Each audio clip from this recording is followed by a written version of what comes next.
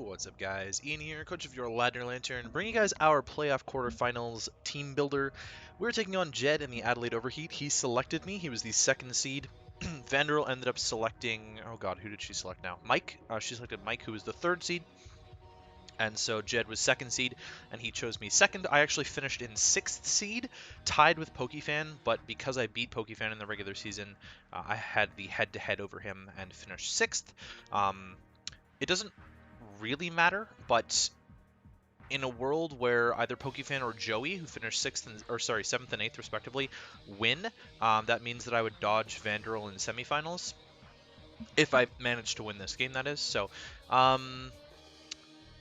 guess I'll talk more about my thoughts on playoffs after running through the team. So let's run through Jed's team. We didn't play him in the regular season, so this is nice that we get to not have a rematch in quarterfinals.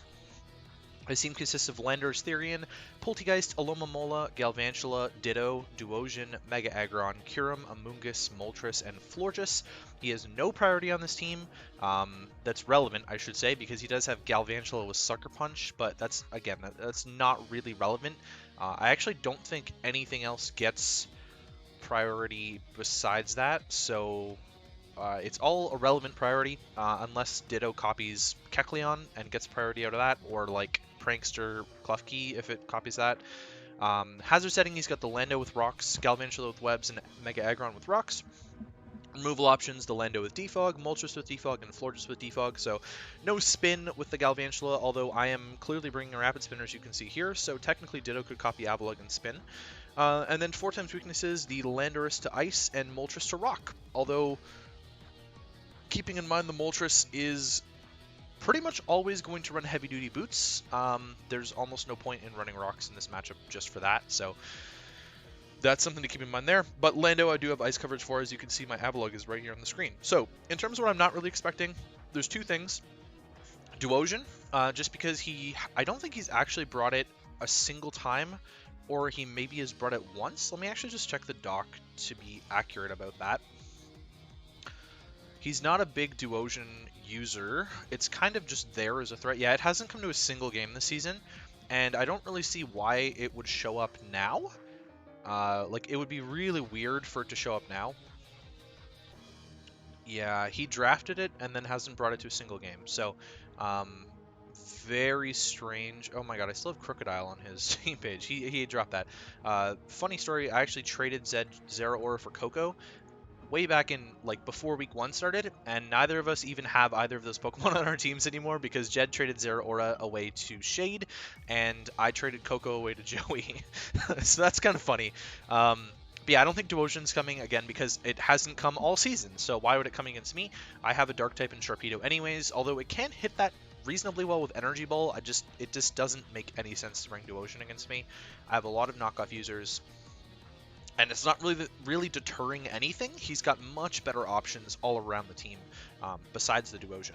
And then the other thing that I don't think is coming is Ditto. And the reason behind that is Ditto is really effective at taking let's say Beast Boost Blacephalon, Scarf Blacephalon, okay? And so he's Ditto, or Specs Blacephalon, that's even better. He's Ditto, he's a Scarfer, and he copies a Beast Boosted Blacephalon and just gets to click one move 5 times and cleans up the game. That's the problem with Ditto, is that it only gets 5 PP, and most of the time Scarf is the best Ditto set, so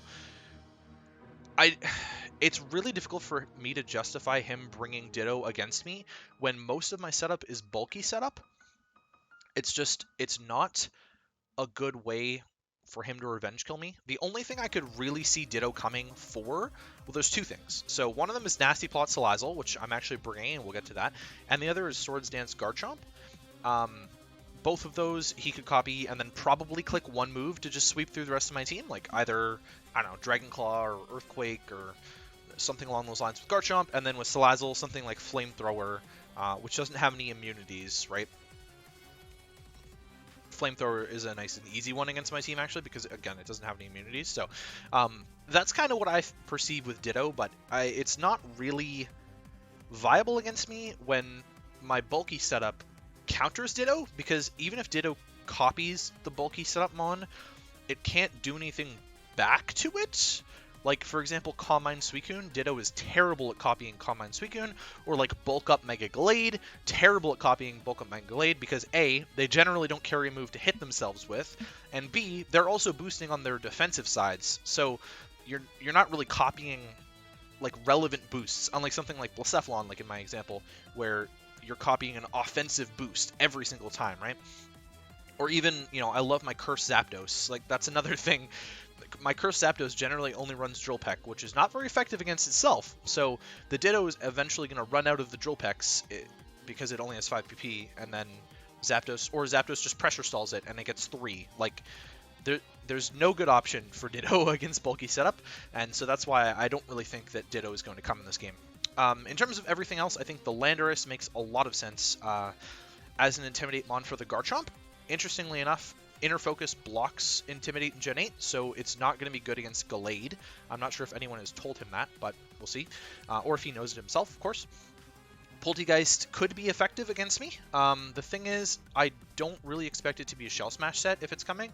I do have a Kecleon, which kind of just invalidates Shell Smash Poltegeist at all, and he may just not bring Shell Smash Poltegeist because of that. He also could bring like a Will-O-Wisp Strength Sap sort of set, just like a supportive Poltegeist with maybe screens or something that could be kind of annoying and obnoxious. I also have a Klefki, which kind of just, clicks Thunder Wave against it, so there's a lot of things wrong with a Shell Smash Poltegeist in this matchup, in my opinion. That's not to say that he can't bring it and like break holes and sweep with it in the end, because it's definitely viable in the matchup. I just don't think that it's the most optimal set against me. Alomomola, I would kind of have a hard time believing is going to come. I think if anything is coming as a physical wall, it's going to be the Amoonguss or like Moltres.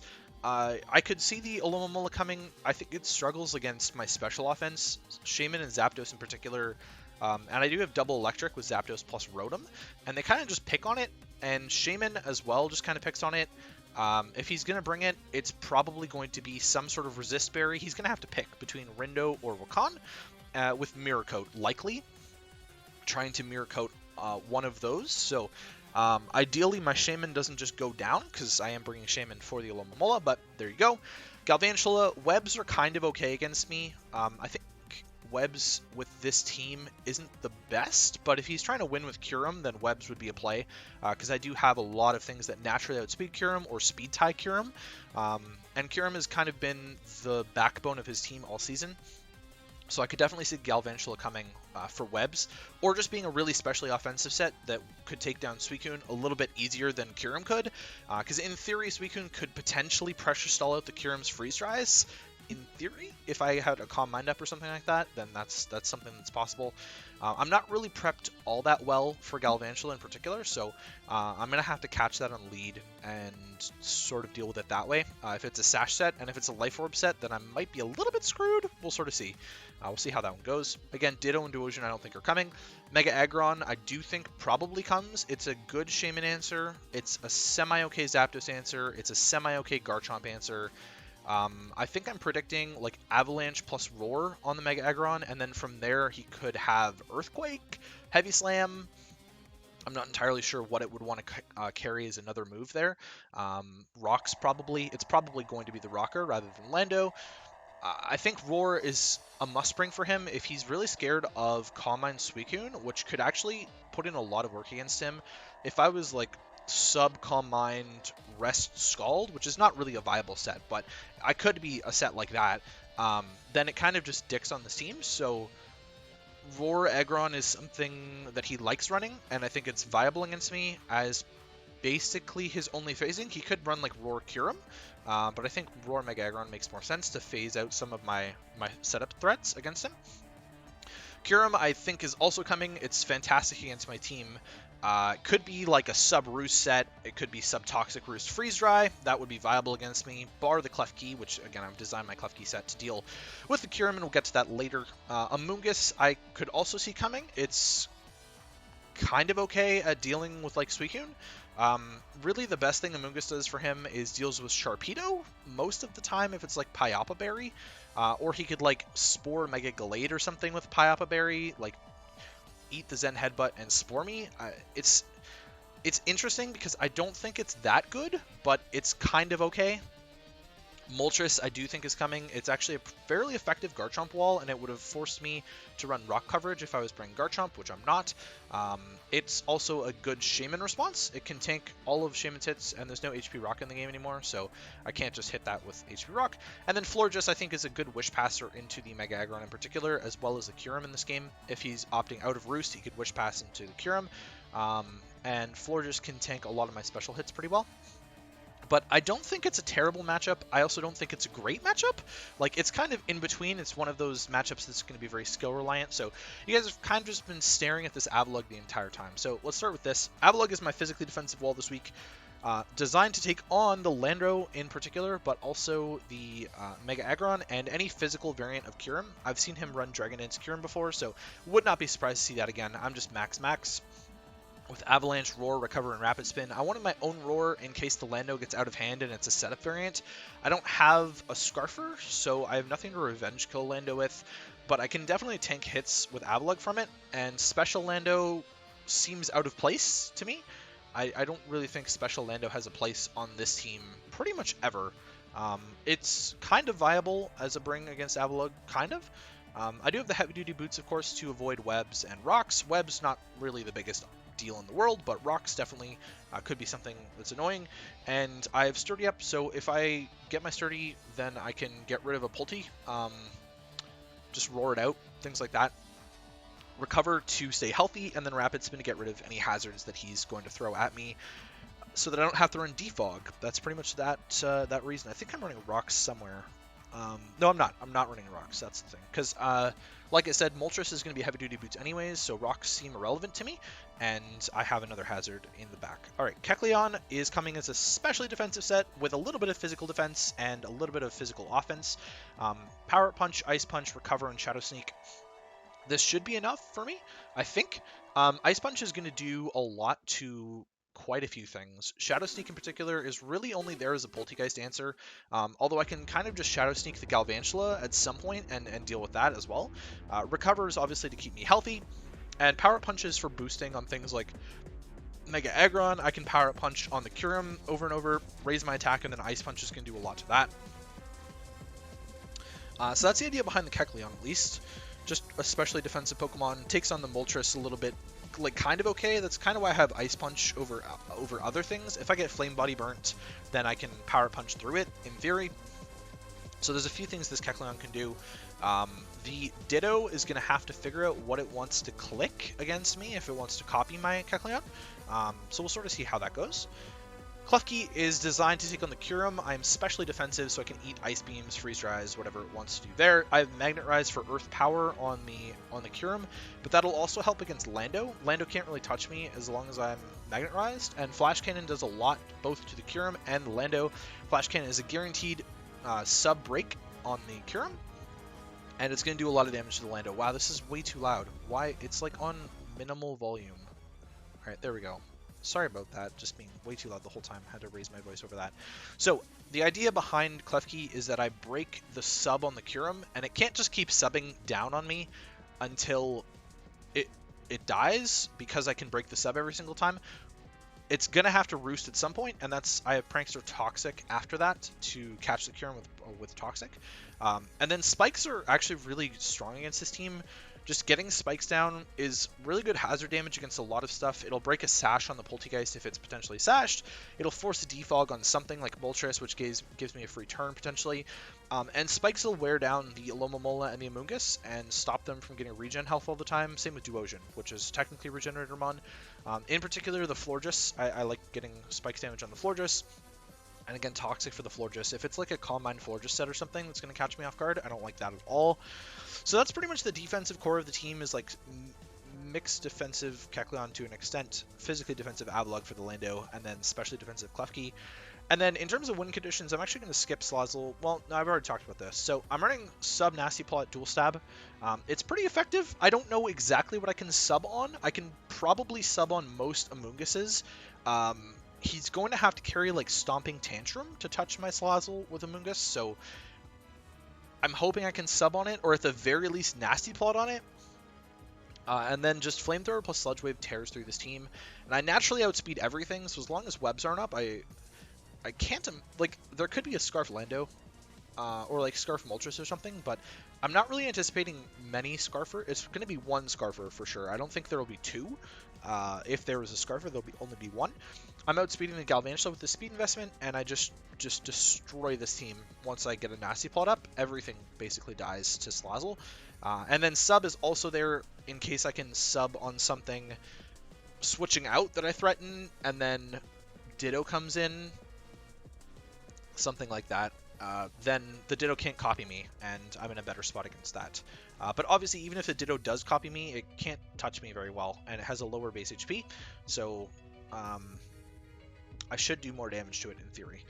Gallade, I'm running Swords Dance Gallade with 3 attacks. This isn't the best because if Ditto copies me, it kind of just reverse sweeps me, so I have to be really careful about that. If the Ditto comes, I kind of have to play around Ditto well. But CC, SD, Ice Punch, and Zen Headbutt. Zen Headbutt at +2 just claims a kill, honestly. Like, the Psychic resists on this team are Aggron and Duosion. Duosion's not coming. Aggron drops to close combat, or like Ditto copying Zen Headbutt, which is a neutral hit, but it would resist CC. Anyways, Ice Punch is there for the Lando, and that's pretty much it. I basically just click Zen against everything else, and CC against like Kyurem, Mega Aggron. So if the Ditto doesn't come, this Gallade is amazing.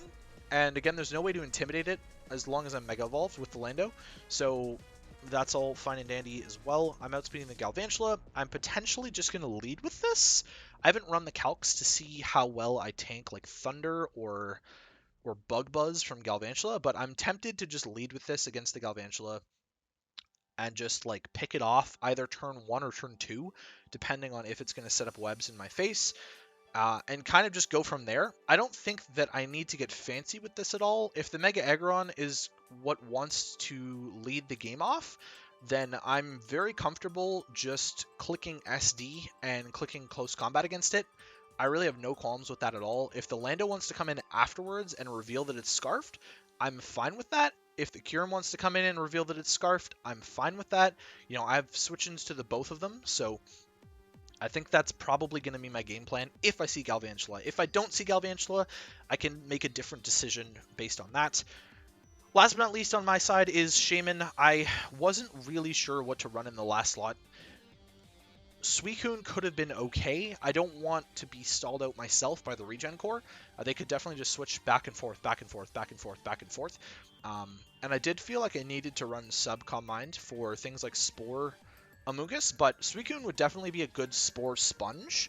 And then I could potentially run like Calm Mind, Sleep Talk, Ice Beam, Scald or something like that, or Ice Beam Surf, and go from there. But I ended up settling on Shaman.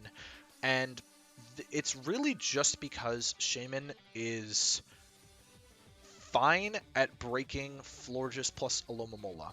And I'm not sure how relevant this is going to be, but Life Orb Shaman actually outputs a lot of damage. Lando can't really switch into Life Orb Seed Flare. I have Psychic there to deal with the Amoonguss, and I've got Earth Power there to deal with the Mega Aggron. So Psychic is a nice neutral hit against the Moltres, and since I'm Life Orb, I'm going to output a lot of damage against that. The downside to this, well, the upside to me running Psychic over Air Slash for the Amoonguss is that it's higher base power, but it also means that the Ditto copying me wouldn't have super effective coverage against me. And then I have Rest there because I'm Life Orb, but with Natural Cure, once I switch out, I heal off the sleep, basically. So I can rest, switch out, bring Shaman back in. You know, it's got good natural bulk, and it's going to output a lot of damage. So, like I said, against the Alomomola, I'm worried about Rindo Mirror Coat, but we'll sort of see how that plays out. It's definitely a safe bring-in on a Florges or an Alomomola, especially if the Florges is trying to Wish Pass into Mega Aggron and I get a Spadef drop, or the Amoonguss and I get a Spadef drop, then I get a free Earth Power or Psychic, although I'll probably Earth Power against the Amoonguss rather than Psychic or Air Slash, because I would imagine Aggron is going to be the bring-in after that. But yeah, there's some room to maneuver for me with the Shaman at the very least, and that's kind of what I'm hoping for.